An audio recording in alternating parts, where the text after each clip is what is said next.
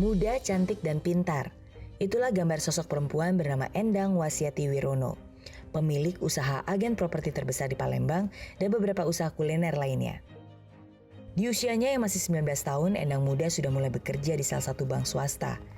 Sikap optimisme Endang membuat ia tak puas hanya sebagai pekerja. Terlebih, Endang memutuskan untuk keluar dari pekerjaannya dan memilih untuk mendirikan bisnis di bidang properti. Namun siapa sangka, Endang kecil dahulu sangat mengimpikan memiliki sebuah kendaraan bermotor. Namun keadaan ekonomi keluarga yang tidak memungkinkan Endang untuk memilikinya. Kini, sebagai pemilik dari agen properti terbesar di Palembang, income properti miliknya terus meluas dan kian dikenal baik di kalangan pengusaha lainnya. Hai Mbak Endang. Hai Miss Mary, seneng banget. Aku yang senang. Terima kasih nih udah jauh-jauh datang dari Palembang untuk dari hadir di sini Palembang. dan berbagi di I'm Possible. Nah, aku pengen tanya nih, kan menjadi seorang banker, apalagi bekerja di bank ternama Indonesia itu impian banyak orang ya. Tapi Mbak Endang sudah mendapatkan itu, sudah berada dalam posisi yang sangat nyaman. Kenapa justru memutuskan untuk resign dan buka usaha sendiri?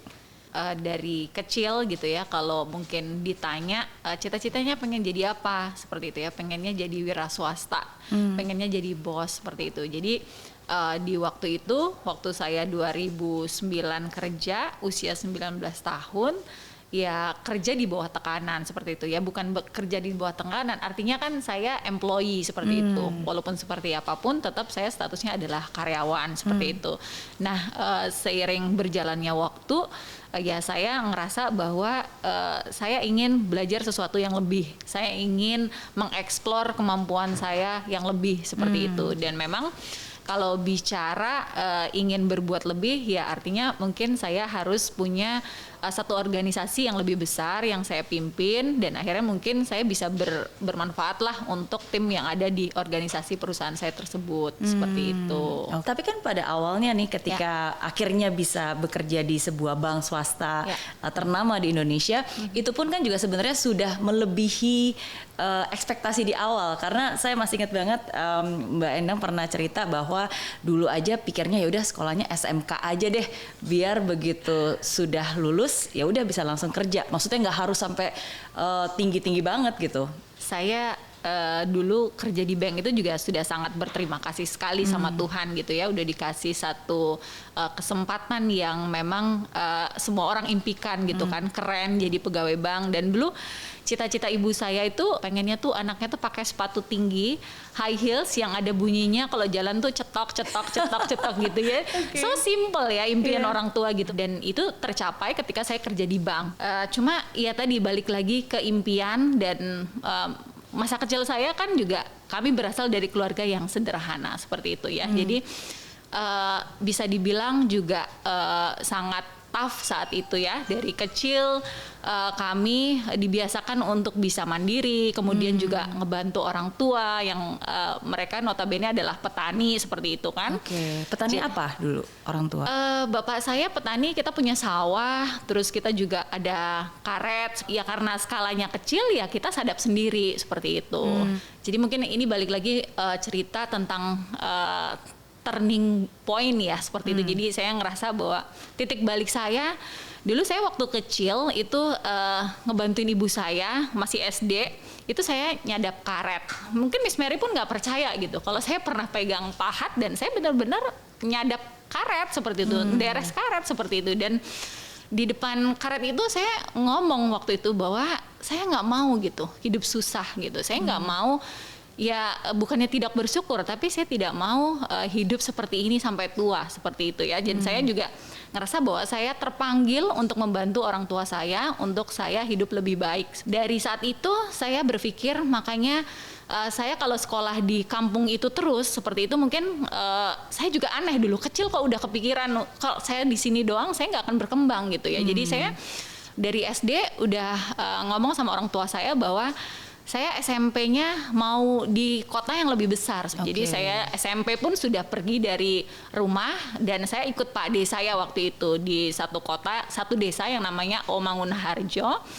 Dan saya ikut beliau. Jadi saya memang udah terbiasa mandiri dari kecil gitu. Dan saya kalau punya keinginan itu tuh kayaknya harus saya harus kejadian gitu. Jadi saya berusaha meyakinkan ke orang tua saya. Ya kan zaman itu hidup di kampung dan SMP itu sebenarnya masih cukup belum terlalu gede ya untuk ukuran anak kecil. Dan saya udah ngomong sama orang tua saya bahwa oke Pak, saya mau sekolah di tempat lain gitu kan, terus saya ikut Pak D aja gitu. Jadi di tempat, dan orang tua mengizinkan waktu dan itu orang tua saya mengizinkan seperti itu dan mereka support ya di awal-awal. Mereka mungkin sebenarnya kasihan seperti itu, yang ngapain kok di sini aja, kan sekolah juga ada sebenarnya SMP seperti itu. Kemudian saya ikut Pak D saya dan ya namanya ikut orang kan ya saya harus membantu lah ya pekerjaan-pekerjaan rumah seperti biasa. Gimana sih caranya kalau bangun tidur anak kecil harus cuci piring yang dari sini sampai sono cucian piringnya gitu kan. Terus harus mencuci baju juga gitu yang banyak banget gitu. Terus kemudian juga saya kalau pulang sekolah saya harus cari makanan untuk bebek gitu. Mungkin Miss Mary tahu kayak harus nyelam ke sungai gitu, cari kayak tahu apa keong ya, Miss Mary tahu nggak? Iya keong. Jadi keong saya cari untuk makan bebek seperti itu. Terus pagi-pagi sebelum sekolah karena ternaknya Pak D saya itu banyak, saya ngebantuin buat pakannya si bebek, si ayam itu dulu gitu. Jadi saya aron dulu si dedeknya itu, nanti kasih si bebek-bebek makan, baru selesai semua saya mandi, terus saya sekolah. Dan itu sebenarnya inisiatif sendiri ya. Dan maksudnya sebenarnya Pak D nggak menyuruh, oke kamu kerja ini. Iya, dan tapi saya lakukan itu semua dengan happy, dengan bahagia, dan saya nggak pernah ngerasa bahwa saya tertekan gitu. Karena saya ngerasa bahwa saya ikut di tempatnya orang, saya ikut makan juga, berarti saya juga punya tanggung jawab untuk bagaimana membantu lah. Lucu aja gitu kalau kebayang itu semua gitu. Oh saya tuh pernah gitu ngelakuin hal itu dan saya strong sekali waktu itu. Kan saya masih anak kecil SMP lah ya seperti itu. Lalu bagaimana akhirnya dari anak petani yang memang sambil sekolah, sambil nyari keong buat ngasih makan bebek ya kan, bikin makanan buat ternak, terus akhirnya bisa menjadi banker. Jadi lulus SMP, saya ngomong lagi sama ibu sama bapak saya waktu itu. Saya mau sekolah di kota lagi, yang lebih kota. Jadi Omangunharjo itu adalah satu desa dan saya sekolahnya itu di ibu kota. Ibu kotanya Lubuk Linggau. Jadi itu adalah namanya Lubuk Linggau. Jadi ini saya provinsi mana tuh berarti? Sumatera Selatan. Sumatera Selatan. Ya, jadi saya sekolah di SMK Negeri 1 Lubuk Linggau. Jadi which is itu adalah SMK yang tujuan saya adalah saya meyakinkan kedua orang tua saya kalau saya sekolah di sini saya nanti nggak perlu kuliah lagi Bu gitu, karena saya nanti di sini kan udah dapat pendidikan keterampilan, skill tertentu seperti itu. Jadi saya dulu ambilnya administrasi perkantoran. Long story short, orang tua saya setuju. Baiklah, karena ibu saya kan pengennya kan anak saya kerja di kantor pakai sepatu high heels seperti ya udah boleh gitu kan. Sekolahlah saya di SMK Negeri 1 Lubuk Linggau itu. Dan mungkin karena saya ini dari kecil ya tadi punya keinginan yang kuat gitu ya untuk belajar.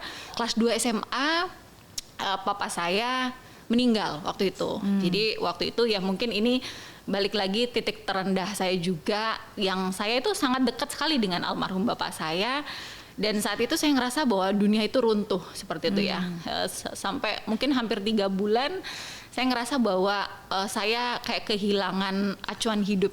Terus saya ngerasa bahwa mungkin impian saya mungkin harus saya kubur nih, impian saya yang lain-lain seperti itu. Tapi berjalannya waktu saya mampu untuk bisa sampai tamat seperti itu dengan dibantu ibu saya, kakak-kakak saya. Terus tamat SMA, begitu lulus saya ngomong lagi sama ibu saya, Bu saya mau kuliah seperti itu. Jadi ibu saya ini apa lagi nih gitu. Jadi ibu saya sampai ngomong kayak gini, Nak kamu itu mawas diri gitu ya, maksudnya coba kamu lihat ke diri kamu gitu kan. Kita nih nggak punya biaya yang gede untuk itu semua gitu. Jadi ibu saya bilang udahlah nerimo takdir aja gitu. Toh juga ini sudah sampai di level SMA seperti itu. Cuma saya meyakinkan ibu saya bahwa saya mau gitu dan saya ingin sekali seperti itu. Dan akhirnya sempat bersih tegang, sempat berdebat, sempat nggak ngomongan sama ibu saya karena ibu saya pada saat itu posisinya kan ya sudah single parent, sudah janda seperti itu kan, dan ibu saya bilang ya udahlah nggak usah lanjut kuliah, udah stay aja di sini udah cukup gitu kan, melanjutkan hidup. Jadi akhirnya saya tetap ngotot, saya tetap yakinkan sama ibu saya. Terus ibu saya akhirnya karena ngelihat keinginan saya, dan ibu saya mungkin dari kecil udah ngelihat bahwa anak ini kalau punya kemauan tuh harus diturutin seperti itu kan. Kayaknya tuh kalau mau tuh harus kejadian seperti itu. Akhirnya ibu saya berembuk lah sama kakak saya. Dan kemudian ibu saya jualah satu kafling sawah yang kita miliki.